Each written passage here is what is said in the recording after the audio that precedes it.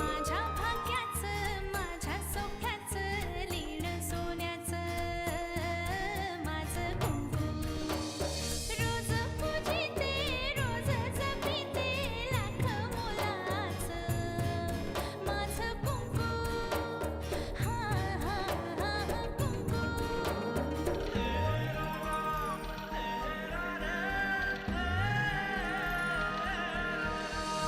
मन माझे घर झाले त्याचे मोर स्वप्नांचा दारी नाचे शब्द त्याचे अमृताचे स्पर्श त्याचे चांदण्याचे त्याच्या श्वासाचे त्याच्या डोळ्याचे गुज सांगते माझं कुंकू हा हा हा कुंकू हा हा हा कुंकू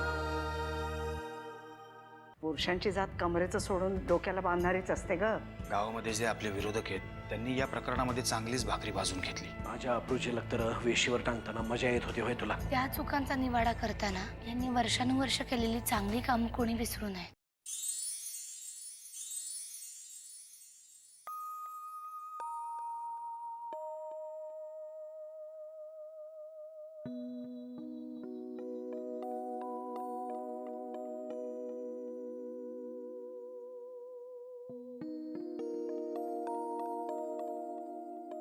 काय रे,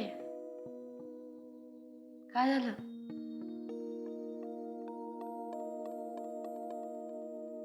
काही सांगायचंय का?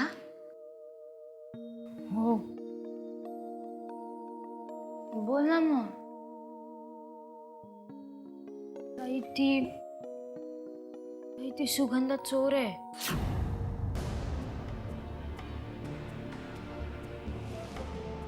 काय म्हणालास? हो ताई, ती सुगंधा चोर आहे. ती माझ्या खोलीत आली होती झाडून काढायला. तू सहलीला दिलेले पैसे तिच्या हातात होते. तू तुझ्या डोळ्यांनी पाहिलंस? पैसे घेताना नाही पाहिलं, पण ती मला बघून जाम गडबडली. गण्या, अरे तू कुठेतरी टाकले असशील. झाडून काढताना तिला ते मिळाले असतील. अगं ताई, ती पण असंच बोलत होती, पण माझा विश्वास नाहीये तिच्यावर. हे बघ गण्या, असे बिनबुडाचे आरोप करू नये. या घरामध्ये कधीतरी तुझ्यावर सुद्धा चोरीचा आळ घेतला होता, हे विसरू नकोस. सुगंध गरीब असेल, पण म्हणून तिच्यावर कोणी चोरीचा आळ घेतलेला मला खपणार नाही. अगं ताई, मी खोटं नाही बोलत आहे. अरे मी म्हणतच नाही तू खोटं बोलतोयस म्हणून, पण दरवेळेला डोळ्यांनी पाहिलेल्या गोष्टी खऱ्या असतातच असं नाही. तुझा काहीतरी गैरसमज झाला असेल, आणि आता ही गोष्ट माझ्यापाशी बोललास. घरात बाकी कोणापाशी बोलू नकोस, कळलं? अगं पण ताई, गण्या, जा जाऊन तुझा अभ्यास कर, आणि हा विषय इकडेच बंद कर.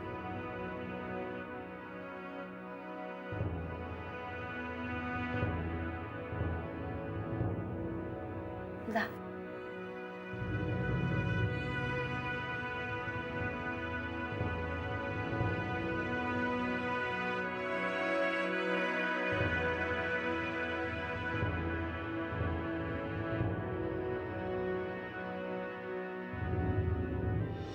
युगंधरे, अगं युगंधरे, फटाके फोड. घरामध्ये काहीतरी गोडधोड कर आणि अख्ख्या घराला लाइटिंग करून टाक. मला माहितीये जना तुला खूप आनंद झाला, पण मला एवढा आनंद नक्कीच नाही झाला. ए युगंधरी, तू म्हणजे ना आता म्हातारी झाली बघ. अगं हा नरशिव किल्लेदार पार धुळीला मिळालाय. सगळ्या पेपर मध्ये आणि सगळ्या चॅनलवर याचीच फक्त बदनामी चालू आहे. आता कर मनावर राजकारण त्याला. बरोबर आहे तुझं. आता मी म्हातारी झाले, पण नरसिंहालाही अद्दर घडायलाच हवी होती. हो, याच्यापेक्षा वाईट होणार आहे त्याच. आणि नाही झालं ना तर आपण करू. पैसे देऊ, लाच देऊ, सगळी पोलीस यंत्रणा खरेदी करू, पण या नरशिव किल्लेदाराला संपवायचा. दाता मुख्यानं तोडवला पाहिजे त्याला. तुला जे काय करायचंय ते कर. मला आता फक्त अमृता आणि आर्यनच्या मुलाला मोठं करायचंय. आता मला राजकारणात रस नाहीये झाला. ते तू करू नकोस. हे राजकारणाचं काय करायचं ते मी बघतो. हे एवढंच नाही, त्या कर्णिकचा पण हिशेब करायचा आहे. ऐनवेळी नाही म्हणाला तो, त्याला काय मी आता सोडत नाही. या सगळ्याची झळ माझ्या अमृताला लागता कामा नये याची काळजी.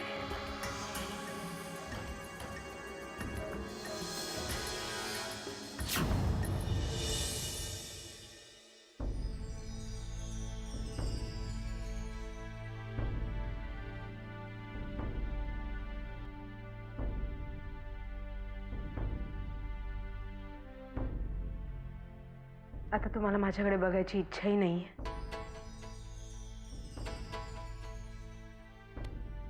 ठीक आहे, हरकत नाही, मी समजू शकते. पण वाईट एकाच गोष्टीचं वाटत राहील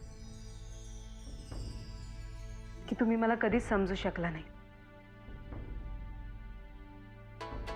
मी इथे या गोष्टीवर वाद घालायला आलेली नाही. मी जाते आणि जाण्यापूर्वी तुमच्यापर्यंत काही गोष्टी पोहोचाव्यात अशी माझी इच्छा आहे.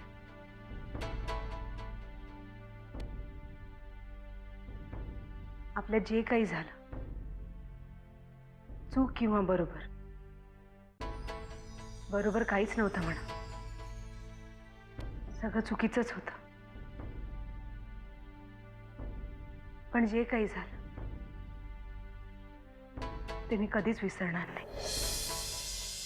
तुमच्या मनात माझ्याबद्दल काय भावना आहेत मला नाही माहित, पण मी माझ्या भावनांची तुमच्याशी नेहमी प्रामाणिक होते, एवढंच सांगायला आले होते.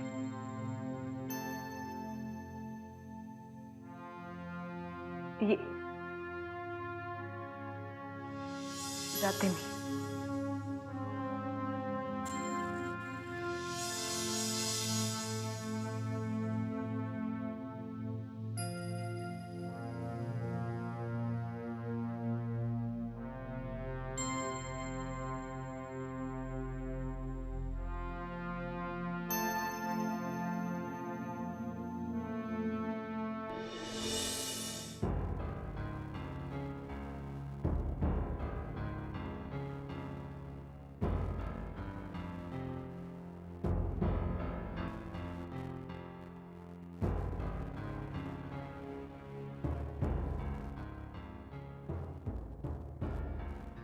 यांच्याशी बोलत होता, काय म्हणाले हे? जानकी, मी आता जाणार आहे. आता तरी माझ्याशी नीट बोल. मी नीटच बोलतीये. तुम्हाला असं का वाटतंय की मी तुमच्याशी वाईट बोलतीये म्हणून? मी फक्त विचारलं की यांच्याशी बोलत होतात का? हो, बोलत होते. फक्त बोलतच होते, संवाद होत नव्हता. म्हणजे नाही, मी अडाणी आहे, मला एवढं जड काही समजत नाही. सोप्या शब्दात सांगा ना. जाऊ दे ना, का उगीच वाद वाढवतीयस? त्यांना फक्त हे सांगायला गेले होते की मी चालले. आता तू भेटलीस तर तुलाही सांगते, जातीये मी. तुझ्या मनात माझ्याबद्दल जे काही गैरसमज निर्माण झाले असतील, प्लीज काढून टाक. जानकी, मी जे काही केलं ते जाणून बुजून केलं नाही. नाही, माझ्या मनात तुमच्याबद्दल काही नाहीये. मुळात तुम्ही जे काही केलं ते इतक्या उघडपणे केलं की गैरसमज निर्माण होण्याचा कुठला प्रश्नच नव्हता ना. आणि तुम्ही जाणून बुजून काही केलं नसेल, पण जे काही घडलं ते तुम्हाला समजून उमजून थांबवता आलं असतं, पण तुम्ही तसं केलं नाही. असो, नीट जा, जपून राहा. या पलीकडे काय बोलू मी?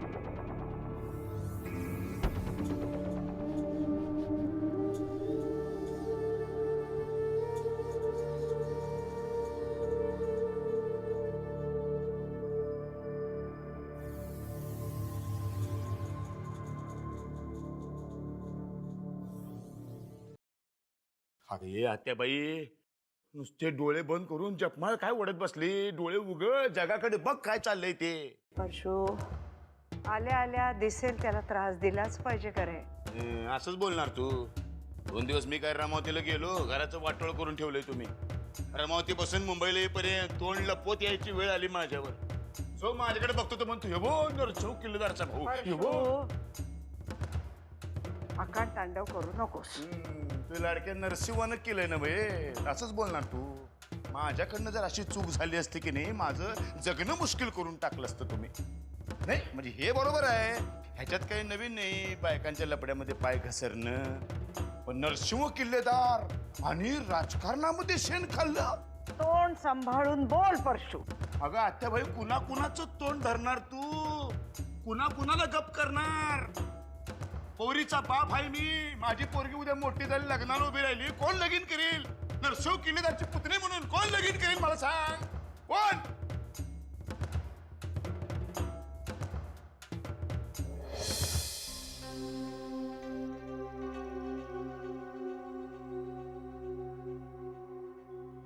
अख्खा दिवस कसला विचार करत असतेस? आईच्या मनस्थितीचा बाळावर परिणाम होतो. माझ्या बाळाच्या वाट्याला काय काय लिहिलंय कुणाच ठाऊक.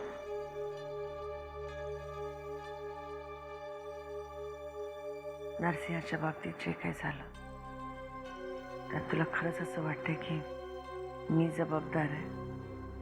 नाही मम्मा, त्यांनी तुमच्या बाबतीत जे काही केलं तेच तुम्ही त्यांच्या बाबतीत करताय. काही दिवसांनी पुन्हा ते काहीतरी करतील, पुन्हा तेच सगळं. मी या सगळ्यातनं अंग कधीच काढून घेतलं. तुझ्यासाठी, तुझ्या बाळासाठी. पण मम्मा, मी खरंच कुठल्याच गोष्टीसाठी तुम्हाला जबाबदार नाही धरत आहे. जे जे काही घडतं ना, ते ते माणसाचं कर्मच असतं असं आता वाटायला लागलंय मला. खरंच तू कुठली वाईट कर्म केली होतीस म्हणून तुला हे सगळं भोगावं लागलं. तू काय, जानकी काय, विनाकारण तुम्हाला हे भोग भोगावे लागले ते आमच्यामुळे. मम्मा, हे जे काही चाललंय ना, ते थांबेल असं मला नाही वाटत आहे. त्यापेक्षा आपण या सगळ्यापासून लांब जाऊया कुठेतरी, निदान माझ्या बाळासाठी तरी. पण त्याआधी मला बाबांशी एकदा बोलायचं आहे. अशा परिस्थितीत? हो, माझ्यासाठी नाही, जानकीसाठी.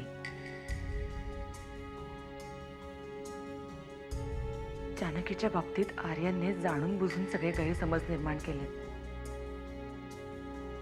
ते सगळे मलाच दूर केले पाहिजेत मम्मा. असं झालं तर खरंच बरं होईल. विनाकारण जानकी भरडली जाते या सगळ्यामध्ये. पण आता मी असं नाही होऊ देणार. मी बोलेन बाबांशी. निदान आता तरी तिची खरी किंमत बाबांना कळलीच पाहिजे.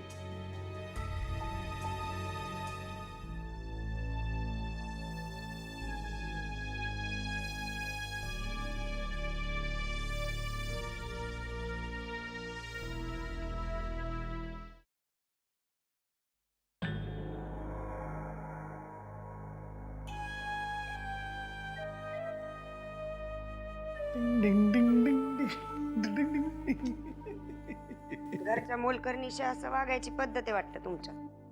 मोलकरणीला मालकीन बनवण्याची पद्धत आहे या घरात. अहो काय सांगताय? मग घालू का तुमच्या नावाचं डोरलं गळ्यात? ये डोक्यावर बसू नको. गरम भात खाल्ला की तोंड पोळते, लक्षात ठेव. होता कुठं 2 दिवस. तुला काय करायचंय? लई कामात असतोय मी.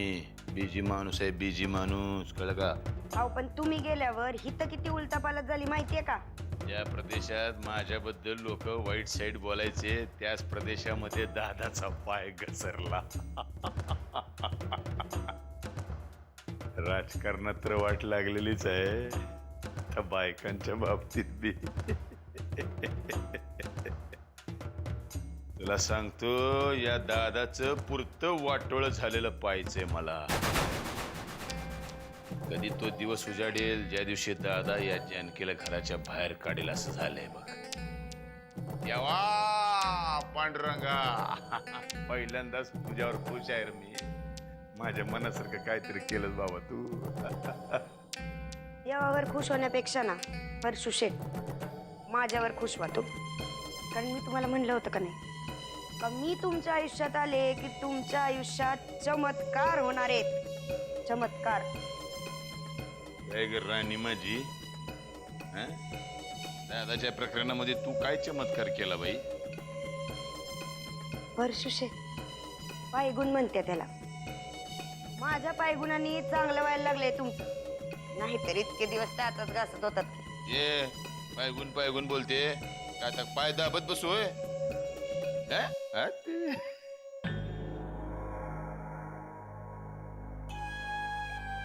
नरसिंहराव.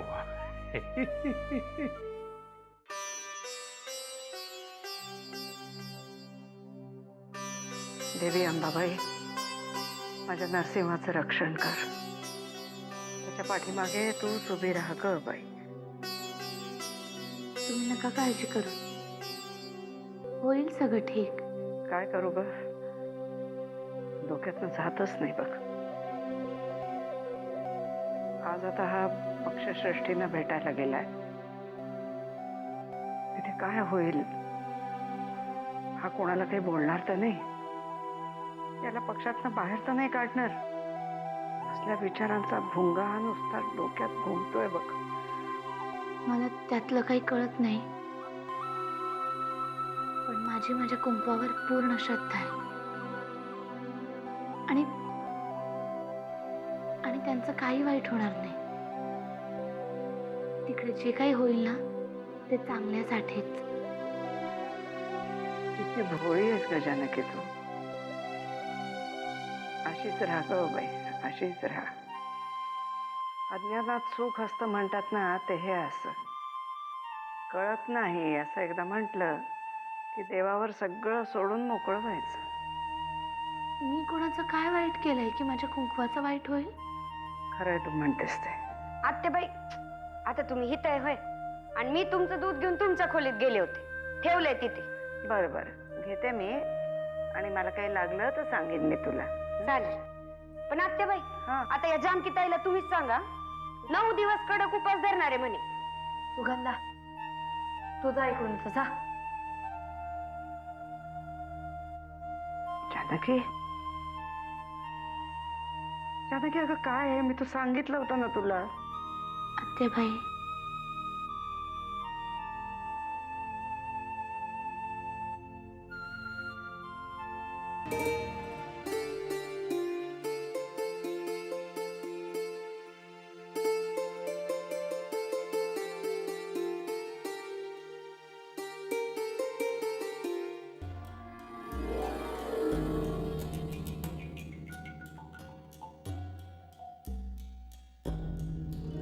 नरसिंह किल्लेदार, तुमच्यासारख्या सिनियर लीडरकडून अशा कृत्याची अपेक्षा नव्हती. साहेब, मी जे केलं ते मला मान्य आहे. नरसिंहराव, तुम्ही काय बोलता कळतंय का तुम्हाला? हो, कारण आपल्यापैकी प्रत्येकालाच माहिती आहे मुख्यमंत्री साहेबांच्या चिरंजीवांचे प्रताप. अहो, पण यात मुख्यमंत्र्यांचा काय संबंध? मला अजून बोलायला लावू नका, कारण आपल्या सगळ्यांना माहिती आहे पडद्यामागचे खरे सूत्रधार मुख्यमंत्रीच आहेत, आणि त्यामुळे त्यांना या पदावर राहण्याचा काहीही नैतिक अधिकार नाही. नरसिंह किल्लेदार, तुम्हाला इथे स्वतःच्या नैतिकतेबद्दल बोलायला बोलावलंय. मी तुम्हाला याआधीही सांगितलंय आणि पुन्हा एकदा सांगतो, मी जे केलं त्याबद्दल मला पश्चात्ताप नाही. त्यामुळे तुम्ही जी कारवाई कराल ती मला मान्य असेल. आणि टीव्हीवर तुमच्या घरातील प्रकरणाबद्दल जे चाललंय त्याचं काय? तो माझा वैयक्तिक प्रश्न आहे. राजकीय नेत्याला वैयक्तिक आयुष्य नसतं. त्याच्या प्रत्येक गोष्टीला जाब हा त्याला द्यावाच लागतो. ज्याबद्दल तुम्ही मला दोषी समजलात त्याचं उत्तर मी तुम्हाला दिलं आहे साहेब. तुम्ही जे उत्तर दिलंय त्यावर आम्ही समाधानी नाही आहोत. मग तुम्ही द्याल तो निर्णय मला मान्य आहे. किल्लेदार साहेब, तुम्हाला मंत्रिपदाबरोबरच आमदारकीचा सुद्धा राजीनामा द्यावा लागेल.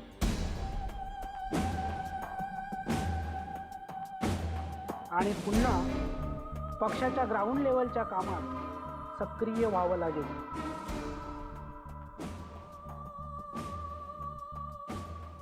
आणि तुम्हाला हे मान्य नसेल तर तुम्ही पक्षातून बाहेर जायला मोकळे आहात.